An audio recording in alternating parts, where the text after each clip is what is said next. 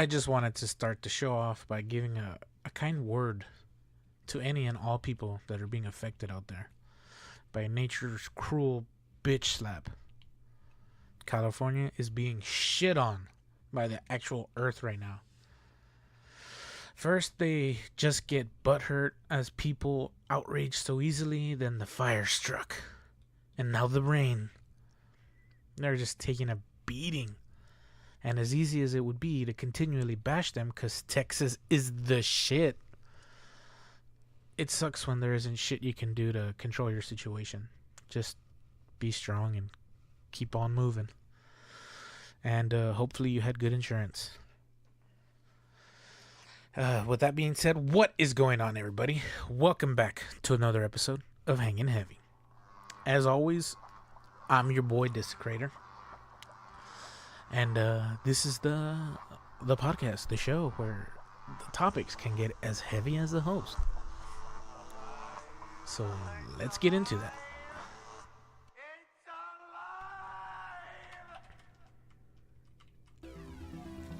This past Monday, geneticists were sprawling to a long-planned meeting to discuss the future of genetic editing. When a Chinese scientist, Jian Q,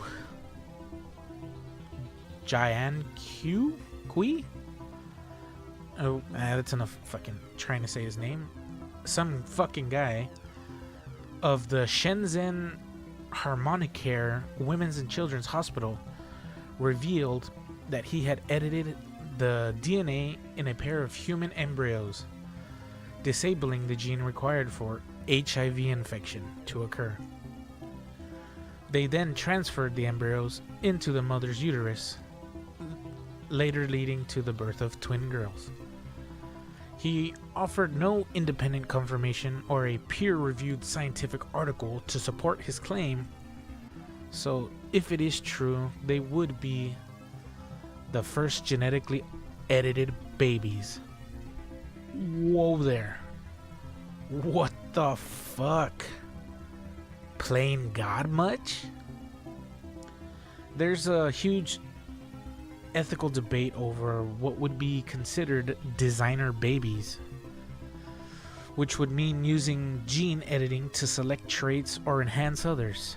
Yeah, you think?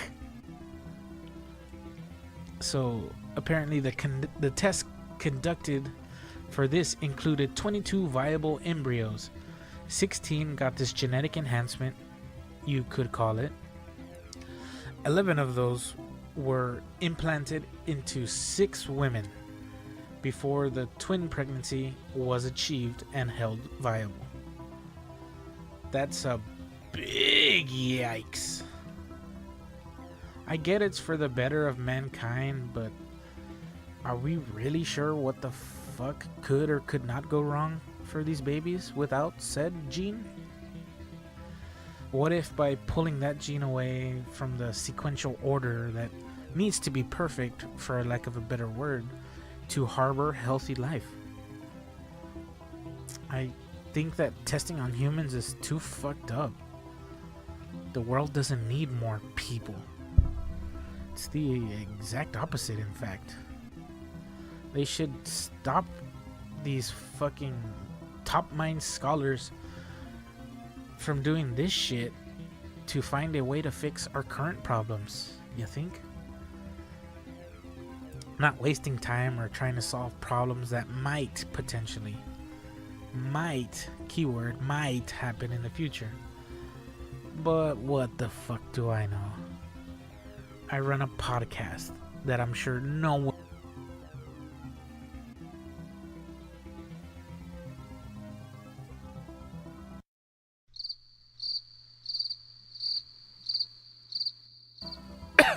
tell your friends about the show.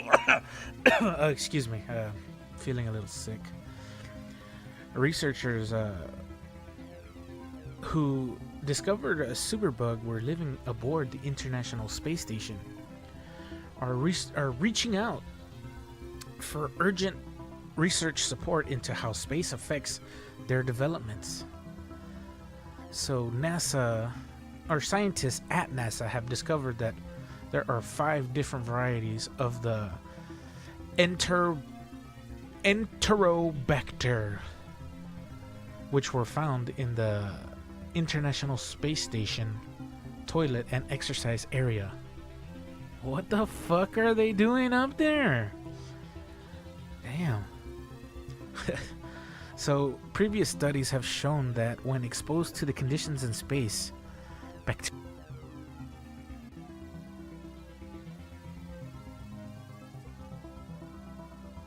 they claim that these bacteria are resistant to a multiple number of drugs.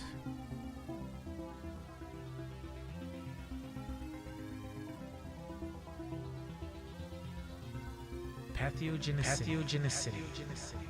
Yeah, it sounds better. They go on to add that these specimens potentially pose important health considerations for future missions. And computer modeling on these bacteria show that there is up to a 79% chance that they will develop into a human pathogen. Yo, burn that bitch down. I ain't want no space flu, assholes. Keep it up in space. Ain't you never seen no movies? That's how the beginning of the end for us all. That's how it starts. They say, however, it is important to understand that the strains found on the ISS were not virulent, which means they are of no threat to human health, but should be monitored. Fuck that. Kill me now. Do it now. Now, the coolest story I found out about was physicists have created an atomic clock so precise that they can measure deformations in space-time itself, according to new research. Apparently, we all don't experience time passing equally, meaning time passes more slowly, closer to something's massive gravitational pull, as theorized by that crazy bitch with wild white hair. If you don't get that insulting joke, then you're a potato. Of course, that means Einstein. And since Gravity isn't just a shitty movie, it's typically interpreted as a way mass warps space itself. That means a precise enough atomic clock could serve as a scientific tool for measuring how objects change the shape of their surrounding space. Holy shit. I just blew my own mind saying that. Fuck, I'm smart. It's crazy scientific, so if that juiced your pickle...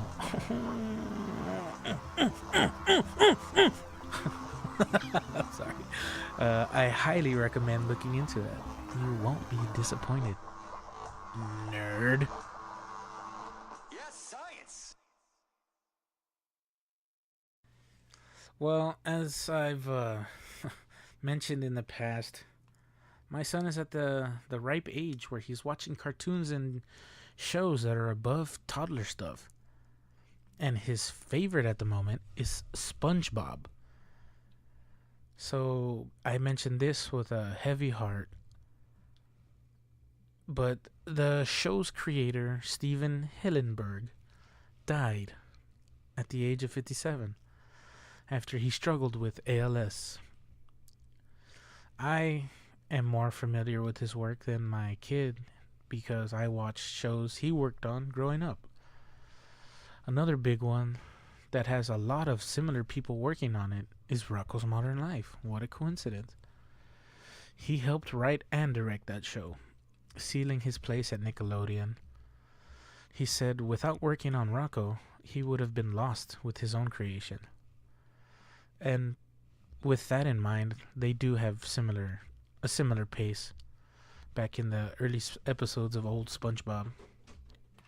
He's now a world-class star on par with, I would say he's the modern Mickey Mouse. He's globally known and loved, and now he's a fucking meme star. That's hella famous. I'm talking about SpongeBob, obviously. But with the death of Steven Hillenberg, there will be one less person with us, but one more bright star in the night sky. Oh, how poetic I am. Fuck me, please.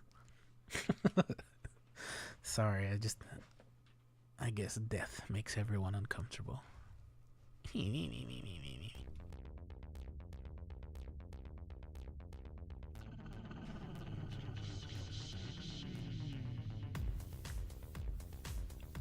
In some what the fuck news, let me read the title for you guys.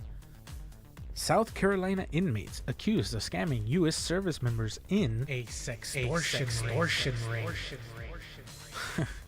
If that title is not what the fuck enough for you, I'll go on to further explain. A group of inmates, obviously as the headline mentions, used smartphones to pose as underage girls in order to trick U.S. service members. This just in. When I read the title, for some reason I went full imbecile and thought, what the fuck is a U.S. service member? It later dawned on me that it meant the fucking military members, you asshole. Anyway, back to your scheduled program. So they tricked them into paying them thousands of doll hairs. Agents from military criminal investigative organizations served arrest warrants and summonses to those accused of participating in the sextortion ring. The investigation into this catfish scheme was dubbed Operation Surprise Party. Yeah, no shit. NCIS estimated that 442 service members from the Army, Navy, Air Force, and Marine Corps were all scammed out of a combined $560,000. Holy shit. That's a lot of cigarettes. So this is how they did it. They pretended to be women, setting the hook, engaging in romantic relationships, yanking on that hook with the men. And this basically means sexting. So they were sending them pussy pics, them tit pics. Then they would later pose as a police officer or an older family member, claiming the person that they've been exchanging pictures with was a minor. Then they would extort money from these military members who believed they now possessed child pornography. So they sent money in exchange for them not pursuing charges. Fuck. Jesus. As clever as that is, fucking bitches. I guess this should serve as a warning, or beware who you're sending that clit pic to.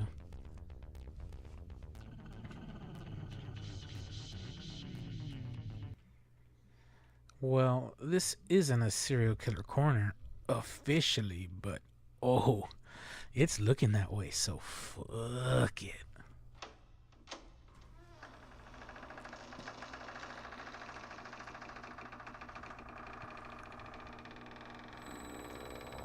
Samuel Little was hoping to move prisons this spring.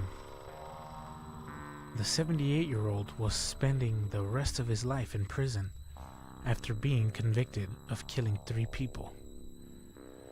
But his name kept popping up in the FBI's Violent Criminal Apprehension Program, also known as VICAP.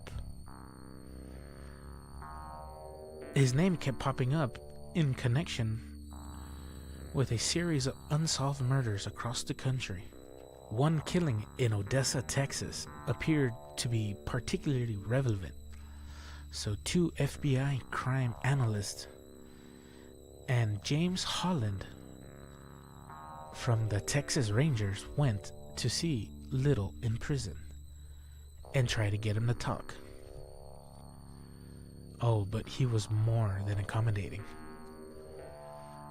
VICAP criminal analyst Christina Palazzolo said, "We went through city and state, and he gave up information on the number of people he killed in each place. Jackson, Mississippi, 1. Cincinnati, Ohio, 1. Phoenix, Arizona, 3. Las Vegas, Nevada, 1.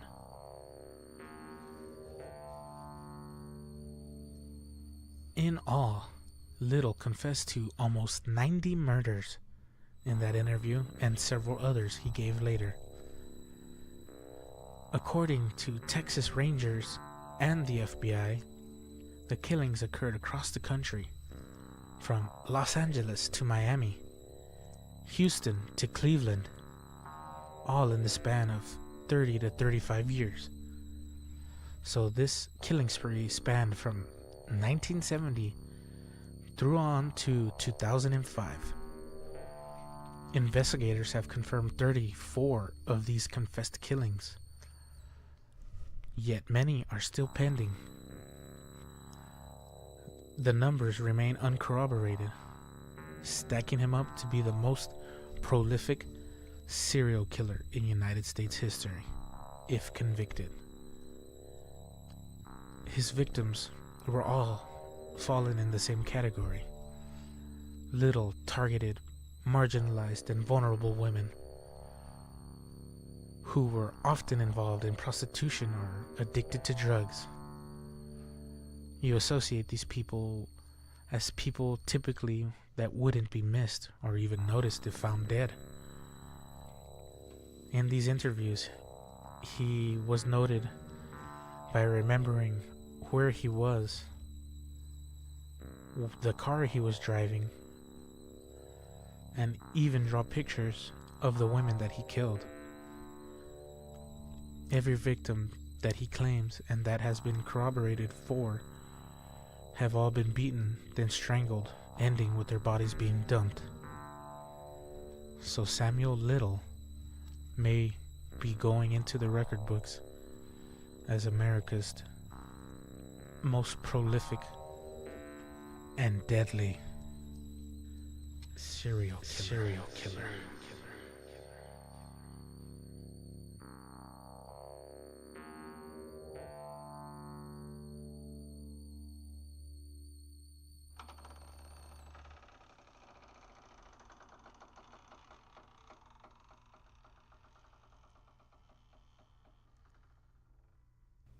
God damn, that last part, or that last fucking, this fucking guy, that last story, it's one for the record books, good or bad, right? But serial killers are not from London. You don't hear any coming from Europe. Yes, because nobody's fucking bragging about it, you stupid bitch. Yeah, so I don't know where that came from. Excuse me. So, some time has passed, and I just want to bring it up. The Tyson Fury Deontay Wilder fight just happened, and the decision was some bullshit because fucking. Why not? I guess make more money off of a fight that was clearly one-sided. For many of you that don't know, I'm into. I dabble. I'm into boxing. You know, that explains it. So yeah, Tyson Fury, for those of you who don't know, is a British fighter, and he recently came off of a 2-year ban for having elevated levels of a certain banned substance. Steroids.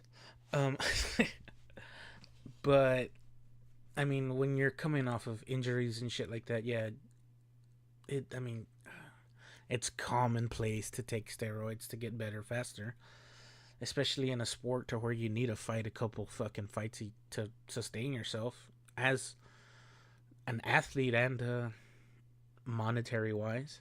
When you're not fucking Canelo, another robbery. But that's fuck it, I'll get into that too. Um, so yeah, he came off of a 2-year ban for having steroids come up in a drug test, and he got sick. Also, he gained a fuck ton of weight. At one point, he was 400 pounds. Big boy. And he got Freddie Roach in his corner, and he lost about 150 pounds. So he was fighting around 250 again. He's a heavyweight, by the way. And Deontay Wilder is the reigning champion. And both undefeated, by the way. So this was a big fight. And it was exciting because this guy hasn't fought in 2 fucking years. Fucking everyone's juiced up. It's just they're so far ahead of the curve on what's banned and what's not. It's easy to fucking let go. Whatever. There's always going to be the black market shit where you can't even trace it. Whatever. Why not? Who wants to see 2 stick figures fight? Everybody wants to see the big boys fucking slam each other with fucking 5-pound hams. It was a slugfest, and Wilder was supposed to be the more dominant fighter, seeing as he's just defended his title within the last year, maybe a year ago. But I mean, he's making the big bucks now, so he doesn't have to fight every fucking 3 months. And again, Tyson Fury came off of a almost 3-year absence from fucking boxing, looking better than he has ever. He fucking completely outboxed this guy, and it was a draw. Wilder, he's known for his knockouts. I think he's fucking like almost 90% knockout rate.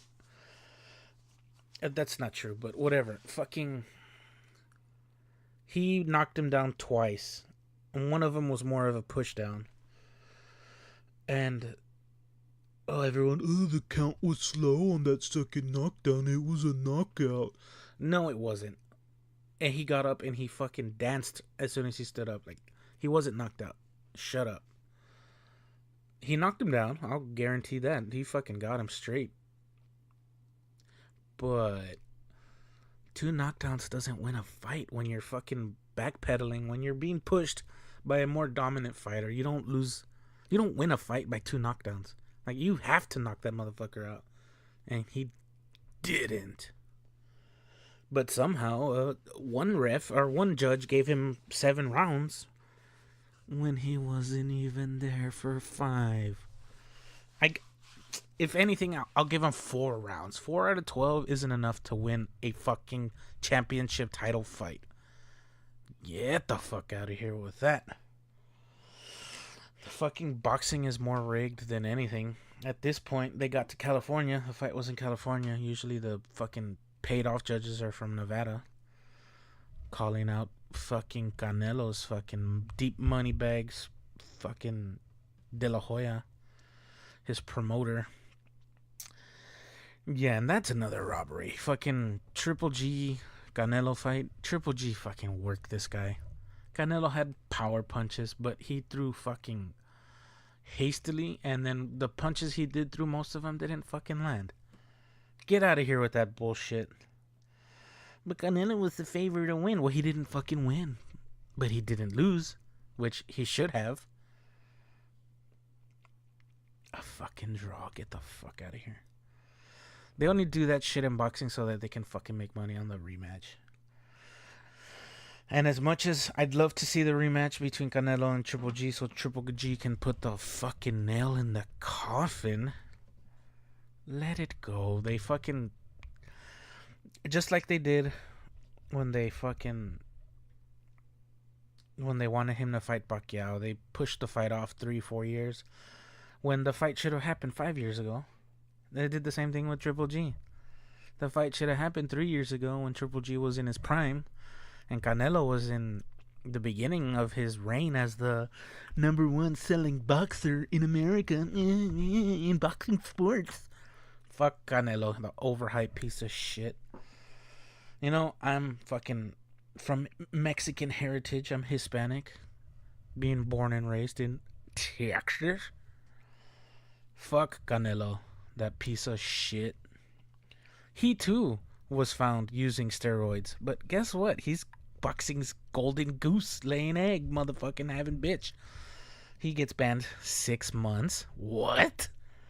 What? Tyson Fury gets fucking banned 2 years for the same thing, not the same substance, same fucking thing though. Canelo gets 6 months. What? Get the fuck out of here. You see how that doesn't look fucking right? But no, I don't know what I'm talking about. I'm just a layman. I'm just a watcher and purveyor of the entertainment that they give me. I couldn't possibly know what I'm talking about. Whatever. Hot heated moment. Tyson Fury, fucking good shit. 3 years, almost 3 years out of the roped circle. What do they call it? The square circle.